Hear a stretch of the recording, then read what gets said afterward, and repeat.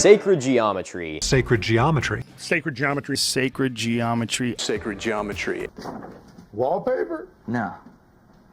Sacred geometry. It's a term that I have heard used so much that it's practically lost all meaning. If I had $1 for every time I saw someone draw a line between the Great Pyramids and Easter Island and try and pretend it actually meant something, I would never have to make another YouTube video again. Hi, Schminky.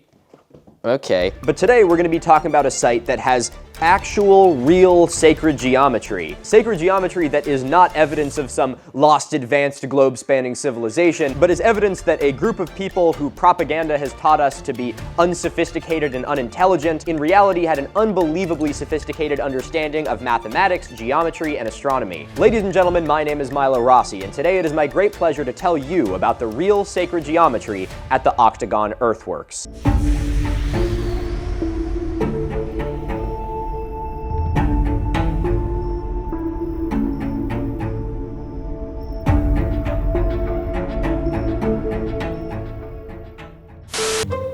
Today I am in the town of Newark, Ohio. My name is Brad Lepper, and I'm the senior archaeologist for the Ohio History Connections World Heritage Program. Or, as I say, the guy to talk to about these sites. The issue that I found was that my camera was not set to face autofocus, it was set to pet autofocus, which still doesn't really explain why it focused on my computer. Who knows? I fixed it now.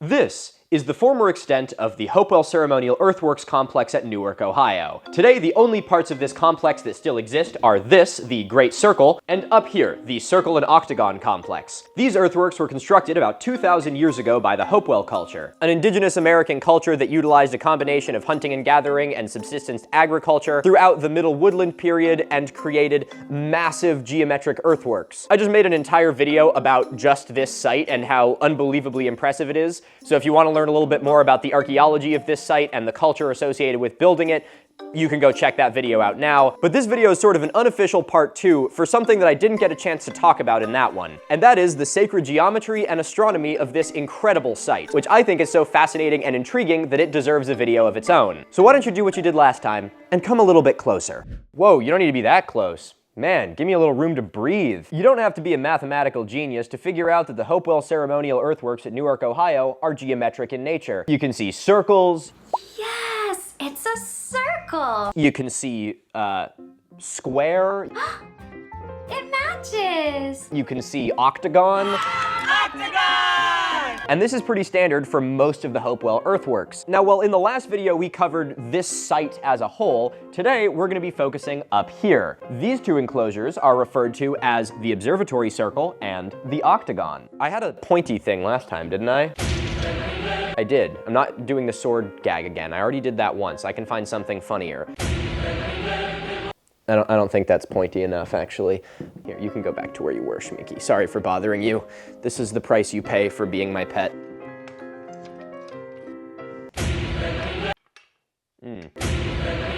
That's a little better. This is the observatory circle. Can't remember if I talked about the observatory circle in the last one. The observatory circle was given this name because of a small platform that exists on the southwestern side of it. When settlers showed up to this area, they could stand on that platform and be like, wow, you can really observe things from up here. And so that's where the observatory circle gains its name. Interestingly, the observatory mound at the end of the observatory circle is built over one of the previous entrances and exits that used to exist from the circle. And the Hopewell builders just sort of built over it to create this platform on top. Remember that observatory mound, it's going to be very important for the astronomy. Then up here we have the octagon. Can you guess why they called it the octagon? Seriously, help me out with this one, guys. I have no idea. 1, 2, 3, 4, 5, 8. Oh! The octagon is the largest of the enclosures that still exist at the Newark site. The octagon is very big. Inside it are almost 50 acres. That's a lot of acres. What's interesting about the octagon is it has all of these entrances and exits that sort of go on each of the corners. And within each of those entrances and exits, there is a small rectangular mound. Those mounds are believed to have sort of blocked the line of sight from in and out of the octagon. So when you were in it, it was sort of its own little enclosed space. Now, I think there is nobody better to tell us about the astronomy at the Octagon complex than Dr. Brad Lepper, one of the leading archaeologists in the mound-building cultures in this part of the world, and my wonderfully informative host when I visited this site in person in order to create the documentary on it. So ladies and gentlemen, please give a warm welcome to the guy, Dr. Brad Lepper. if you stand on this mound, which is called Observatory Mound, if you stand there, sight through that gateway and out through that gateway, you're looking at where the moon rises at its northernmost point on the eastern horizon. Wow. And if you stand in this gateway and sight right along that wall, you're looking at where the moon rises at its southernmost point on the eastern horizon. There are actually 4 points on the eastern horizon, the northernmost rise and the southernmost rise, and then the southernmost of the northernmost rises and the northernmost of the southernmost rises, and then 4 corresponding set points. Alignments to all 8 of those are built into this architecture, as well as the other circle and octagon in Chillicothe, 60 miles south, called High Bank Works. Wow. The fact that the Hopewell builders were able to incorporate this level of sophisticated astronomy into a physical construction is astonishing. I can say that with some level of confidence because in leading up to this video, I've been trying to research the lunar precession and how it works so that I can convey it all to you. I have absolutely no idea how the lunar precession works. I have a very vague understanding of, the moon is on its own axis and the Earth is moving somehow also as well. And then as I was researching it, I kept coming across videos like this, and I would just stare at it, like slack-jawed with like a little drool coming out of my mouth. Look, I had a hard enough time trying to explain the Milankovitch cycles in the Green Sahara video, so just don't come to me with astronomy. I'm not an astronomy guy. There's a reason I study this stuff instead. So needless to say, if me, a fairly well-educated guy with access to an unlimited pool of human knowledge, can't figure out the lunar precession across the sky, but the Hopewell builders could do it with baskets full of dirt, kudos to them. One of the most interesting parts of the story of the discovery of the lunar precession alignments at the Octagon is how it was discovered. I'm putting my shovel down for this, okay? Milo needs to tell you something. Again, a big thing I want to drive home for all of you guys is that it's very easy for us to be so bombarded with the term sacred geometry and advanced technology by, pseudoscientists and pseudo-archaeologists that when we hear these terms used correctly, we almost write it off on principle. So I want this site to stand to suggest why we should look for these things in sites, and how there are going to be times where there is actual sacred geometry that is evidence that they were immensely sophisticated civilizations and cultures. And I think there is no greater example for why archaeologists should keep an open mind than how this alignment was discovered. The scientists credited with discovering the astronomical alignments at the Octagon are Ray Hively and Bob Horn. The motivating factor for these two to look into the astronomy at this site was the book Stonehenge Decoded, which, for any of you that are familiar with pseudo-archaeology to nefarious archaeology, you may be familiar with it. Stonehenge Decoded is a somewhat controversial archaeological book talking about the different astronomical alignments of Stonehenge and how it was not only a solstice calendar, but something that could be used to predict eclipses, all kinds of crazy stuff. Now, to give it a little bit of credit, it did a decent job of utilizing early computer models in order to figure out some of this information. But one of the large sort of issues underlining the entire publication is that if you have enough angles and run enough simulations, you can kind of make it align with anything. Anyway, Hively and Horn, inspired by this, set out trying to prove that pretty much any ancient site could have a solstice orientation. So they were working at some different sites and kind of showing how you could make solstice orientations. And then they got to the Octagon and they were like, oh, geometry, of course, like this one will be no sweat. And they ran into something really unusual, which is that there is no solstice alignments for the Octagon, which is statistically significant because pretty much anything can have a solstice alignment. And so that piqued their interest as scientists to be like, wait, there actually might be something here that we should look into. And lo and behold, when they decided to look into the rises and sets of the lunar precession, they found that there was alignments for all 8 of the positions the moon rises and sets in its minimum and maximum extent across the sky, which is just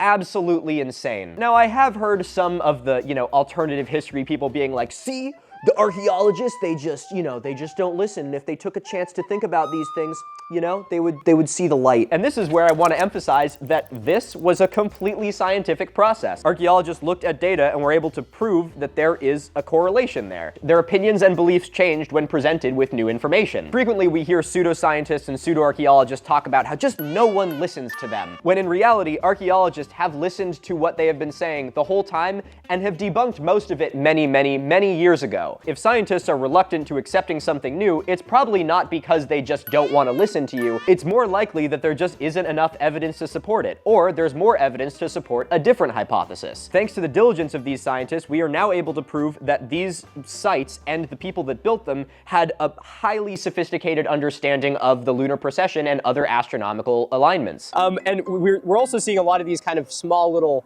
rings along. Are those a consistent, same structure? What is the sort of situation with those? We don't know. We think they could be shrines. Some of these circles, such as this one and this one, we speculate that because we've never been able to do any archaeological excavations there, but that they could be sweat lodges where people coming up this avenue would first enter there for purification ceremonies and then come out and then enter through whatever appropriate entrance of the octagon was appropriate. Go into this circle, go back.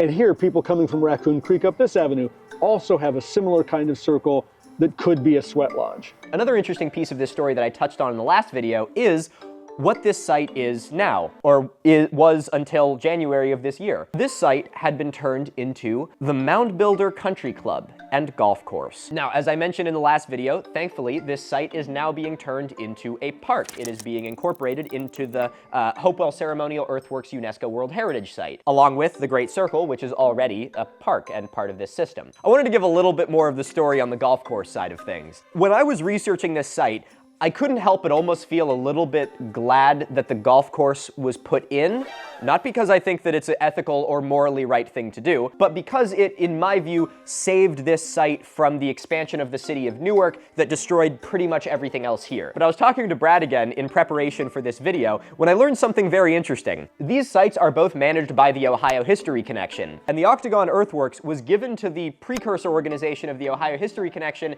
in the 1930s during the Great Depression. And in the 1930s, when the Ohio History Connection got this site, there was a conversation of whether or not to turn it into a park or a country club. And as misfortune would have it, many of the people involved in this decision were pretty well-to-do. To loosely quote the conversation that I had with Brad on the phone the other day, the country club saved the Octagon Earthworks from being turned into a park. Now, this also means that the country club has actually been leasing the land from the Ohio History Connection for all of this time, meaning that the Ohio History Connection actually owns the land. So the eminent domain that is having us turned into a UNESCO World Heritage Site is actually just a termination of a lease, and not just termination of a lease. Oh my God, I gotta warn her. It's actually just a termination of the lease, and not like the Ohio History Connection coming in and taking the golf course by storm. The Ohio History Connection actually owns this property, and we have leased it from them or one of their predecessor entities for over the past 100 years. The Ohio History Connection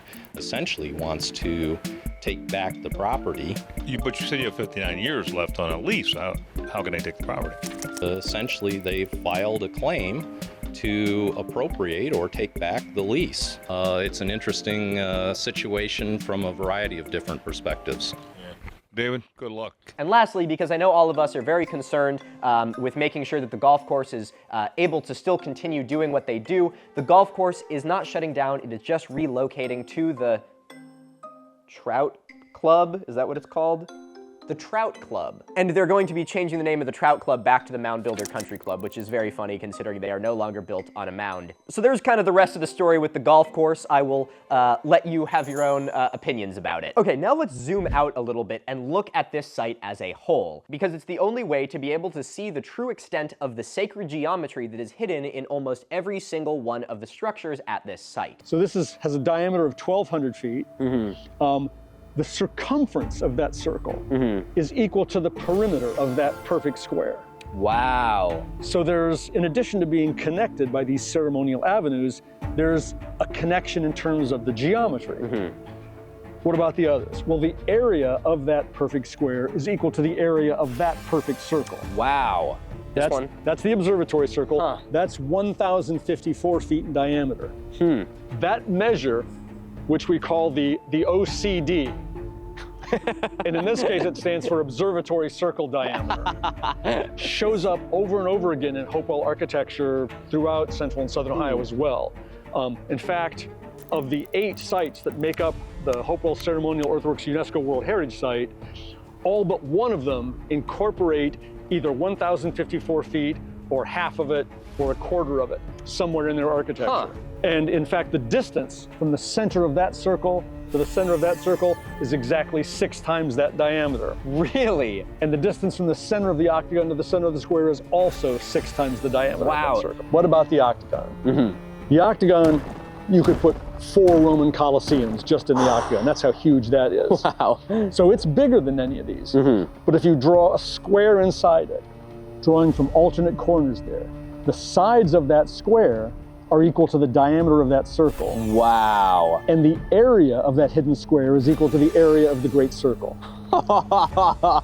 More deeply hidden geometrical connection. Wow. And I think that must have had some significance. I mean, in the same way that the Pythagoreans were thinking like geometry is discovering the mind of God or something, these people aren't Pythagoreans, but they're coming to the same conclusion, working on the same problems, working on how to square circles and things like that. The fact that the Hopewell builders were not only able to figure out this level of complex geometry, but figure it out on this scale is just amazing to me. I'm not a big math guy. In fact, I loathe math. I resent the very existence of math. But even I, a certified math hater, am absolutely blown away by the fact that they figured out how to do correlating areas not only with the same shape, but with like different shapes having the same area across really vast spaces.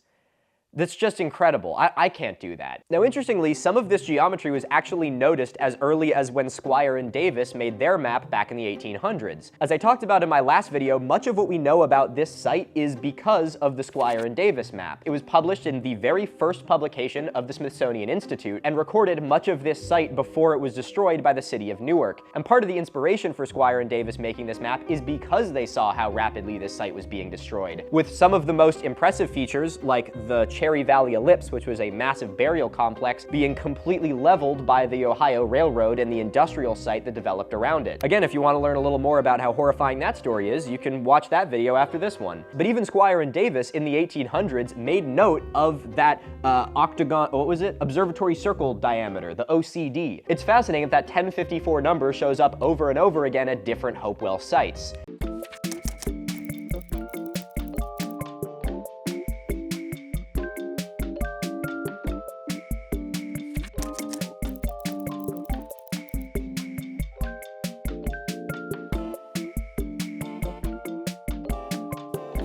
Does this give us sort of an indication of a unit of measurement that they would have used? Yes. Yeah. Exactly. So, and we don't know exactly what that was. It's some multiple of 1,054 feet. Yeah. But what their Hopewell foot or Hopewell meter might have been, that hasn't been worked out yet. But certainly they did. That's really interesting. But this is actually the name of the UNESCO site that covers 8 different locations. The Circle and Octagon is another one of them. Again, even though they were part of the same site, they are now 2 separate sites. And then there are 6 more. And every single one of these other sites incorporates some part of that 1054 measurement into it, showing the consistency and sophistication of the Hopewell builders. Ideally, in the future, I'd love to visit some of these other sites and sort of continue this into like a little, mini documentary series that I just flesh out over time, because I was fascinated visiting these sites, and I would love to see the other ones. Again, if you get a chance, do yourself a favor and visit this place in person. It's amazing. The people there are highly knowledgeable.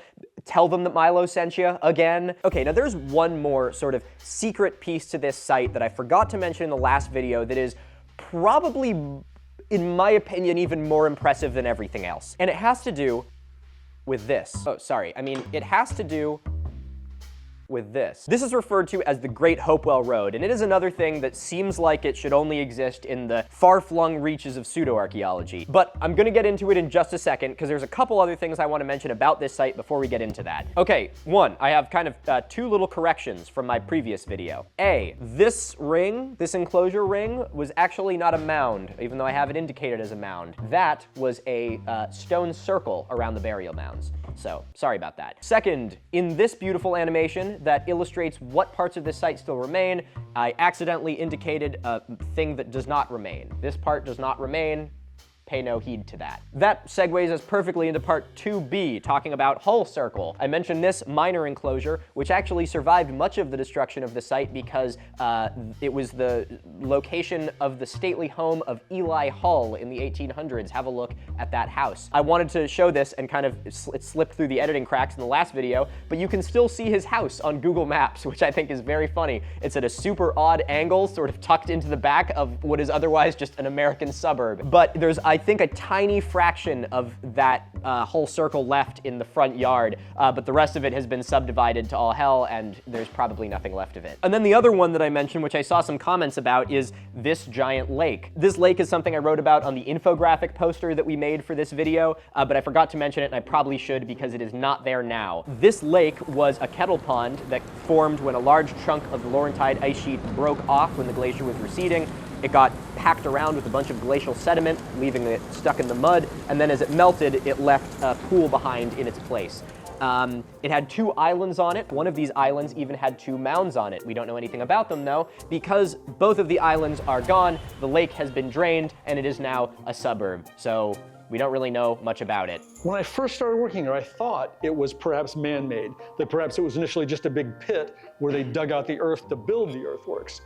But in a manuscript that goes back to 1862, they talk about when the farmers were digging trenches here to drain it, they found peat and marl at the bottom, which indicates that it's a very ancient lake, probably a kettle lake formed by a block of glacial ice that was sitting there and melted. Wow. And so it's been a lake for 10,000 or more years. But it's believed that it was very intentional that this lake was included in this site because this entire site is surrounded by rivers on almost all sides, which would have acted like superhighways and also hemmed it in with water, which had immense spiritual significance to the indigenous people at the time. This earthwork is embedded within the rivers, because there's the Raccoon Creek up there, there's the South Fork of the Licking River there, down here there's Ramp Creek. So it's almost like a triangle of rivers that enclose this space, almost like a microcosm of the ancient indigenous North American cosmos. Wow. The sky world, the beneath world, that's the watery world, and then the middle world that we live in, and it sort of either is on the back of a tortoise or it's just floating there on the water.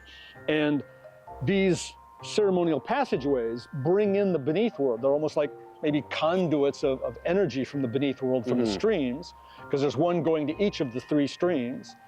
And then the sky world is brought down through these astronomical alignments. So this is, insofar as anything this big can be called a microcosm. It's sort of a microcosm of the cosmos. Oh, and lastly, I forgot to mention this, but if you are interested in this map, it can be yours. For this video, I made 3 posters. Well, my partner and editorial team made these 3 posters. I don't have this kind of artistic talent, sorry. We have this, the artist's interpretation of the Hopewell Ceremonial Earthworks at Newark. We have this, which is an infographic telling you everything that you would want to know and more about this site. And this, a map showing the sacred geometry and astronomical alignments of this site. If you are interested in those, you can check them out in the description of this video. Okay, now let's talk about this, the Great Hopewell Road. I think this was a highway that extended perhaps 60 miles and connected it with Chillicothe. Wow. A ceremonial highway. And the reason for that, one of the reasons for that would be that if you wanted to go by river from Chillicothe, you'd have to go down Scioto, up the Ohio, up the Muskingum, and then up the Licking. This would be faster to walk a straight route. Wow. Not that the water routes weren't used here, I'm sure they were. Pilgrims could be coming from Eastern Ohio or Pennsylvania or New York, and then end up coming up this river. But if your point A was at Chillicothe and your point B was here, it would be a shorter distance to just cross kind of straight. Yeah, and I think the best evidence indicates that all of this starts in the Scioto Valley, the Paint Creek Valley around Chillicothe. That's where these earliest earthworks are. That's where the spark that ignites the Hopewell explosion happened. Wow. Wow. They've shown this very poorly on this. There's an 1862 map that shows it takes 2 angles and then goes off perfectly straight.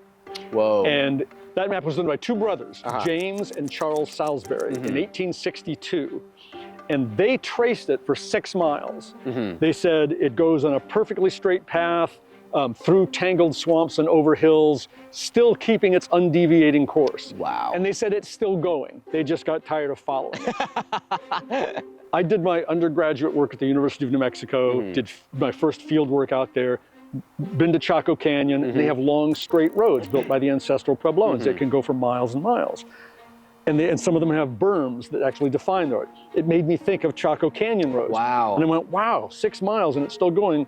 Where would it go if you completely traced it? Well, this was back in the 90s before GPS. So I'm using USGS quadrangle maps laid out on the floor of that museum and a ruler and a protractor, drawing them across them.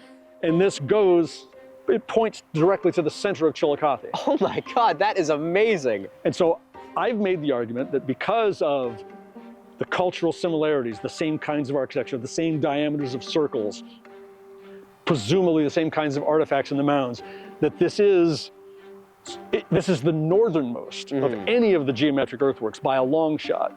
So I think this was projected up here into the Raccoon Creek Valley from Chillicothe, and they're acknowledging that that's where they come from, and they're creating a sort of a sacred pathway that allows pilgrims from Chillicothe and Newark to go back and forth following a sacred road.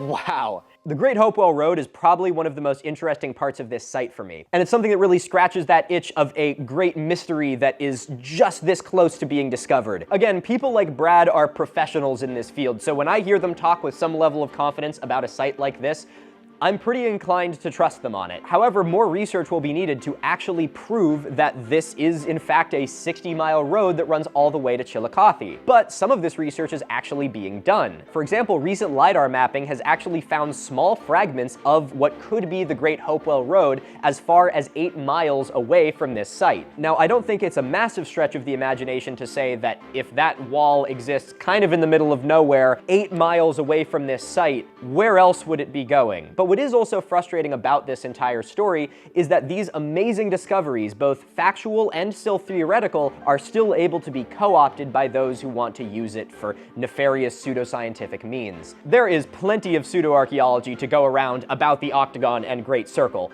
Believe me. I'm not going to go into it in this video because it doesn't deserve the airtime, and I want to talk about what there's actual scientific evidence backing up, because in my opinion it's even more interesting than the made-up things. And even amazing archaeological discoveries that are working on being proven, like the Great Hopewell Road, have been co-opted for some kind of shady ways. If you were to look up the Great Hopewell Road, one of the first things that you will find is it being co-opted in support of the Book of Mormon. This is not all too surprising, as Mormonism is, with the risk of sounding insensitive, a religion which is largely founded in pseudo-archaeology. When colonizing forces discovered these constructions, they believed the indigenous people to be more or less incapable of building them. After all, that fire of manifest destiny in taming the West relied on the people and settlers viewing the indigenous people as being less than human. And so when settlers were faced with irrefutable evidence that the indigenous people of North America were highly sophisticated civilizations, they had to grasp at outlandish ideas to explain these sites. Everything from these earthworks being constructed by Hernando de Soto's expedition, to them being built by lost Phoenicians who washed ashore in North America, to, of course, them being evidence of one of the lost tribes of Israel, a foundational tenet for Mormonism that added a religious justification for manifest destiny. That this was not only a land free for the taking, but a land whose taking was ordained by God. Now, obviously, I say none of this to have any sort of disrespect for someone who is part of the Mormon faith. I am obviously not a theologist, and I am not here to argue about the existence of God or one religious text over another. I am simply looking at this from the perspective that I understand. But even beyond organized religion, the patronizing view that we have been taught for these people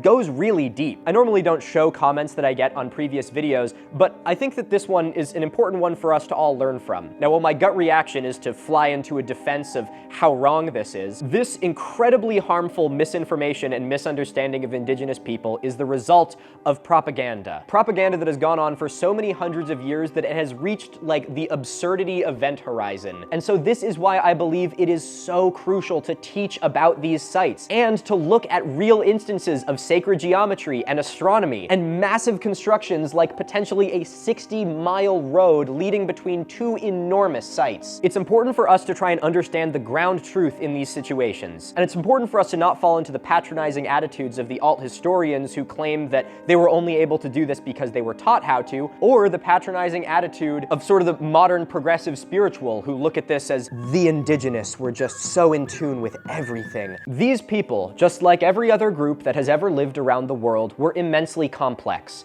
They were sophisticated, they were multifaceted, they were flawed. They experienced the same range of emotions and motivations that you and I do today. And the most important thing that we can do in archaeology is remind ourselves of that. That all of these cultures we talk about, no matter when they existed, what they looked like, or who they believed in, were pretty much exactly like you and I. And it's my hope that in making these videos, I can make your connection with these ancient cultures just that much stronger. So that all of us, no matter who we are, what we look like, or who we believe in, can look at these amazing ancient civilizations with the reverence and respect that they so deserve. Ladies and gentlemen, I would like to thank you all very much for watching this video. And again, I'd like to give a huge thank you to Dr. Brad Lepper for helping make this video possible and sharing his expertise with us. Make sure to give him a big thank you in the comments, and if you go to the site, make sure to thank him in person. If you're not quite done folding your laundry or washing your dishes and you're looking for something else to watch, why don't you throw on the video where I talk a little bit more about this site? I'll link it in the description, or I'm sure it'll probably just autoplay after this. It'll be in your recommended. This video was really into the minutiae of specific elements of this site, but do yourself a favor and learn about the entire thing in the spectacular grandeur that it once existed. And if you would like to check out one of these posters and help support not only the channel, but also the artists that helped create it, you can check out the link in the description of this video. I'd like to give a huge thank you to my patrons on Patreon who help make what I do here possible. Patrons get early ad-free access to all of my videos, and all of your names will be in the credits of this video as a small token of my appreciation. If you're interested in becoming a patron, link to that is in the description as well. Ladies and gentlemen, I'd like to thank you very much for watching. My name is Milo Rossi. Remember, stay curious, stay inquisitive, and most importantly, I lied, it was all aliens. There we go, that's pretty good. Oh, that was a fun one. We have fun here, don't we? We have fun here. Did I get everything? I think I did. I think I did. It's such a beautiful day out. I think I have to go outside. It is balmy, it is almost 50 degrees Fahrenheit in the studio right now. That's like, I mean, it's practically July. I'm filming this video probably like 4 weeks before this actually is gonna come out, so it's probably a lot warmer now. Oh, and also if you haven't, check out the April Fool's video. It's just me doing goofy stuff for, you know, some amount of time. I don't know, I haven't actually filmed it yet. I film it tomorrow. This is the downside of YouTube, is like everything is filmed in like this weird order where like you guys get to see it all in chronology. So like anything I put to print is all that you guys get to see. But for me, it's like, oh damn, I said I was gonna release that video in 2 weeks in the last video that's already out. Well, I don't have time to do that. Here's 6 other videos I need to film first, so sorry about that. Doing the best I can. Anyway, I'm gonna go eat lunch. Bye.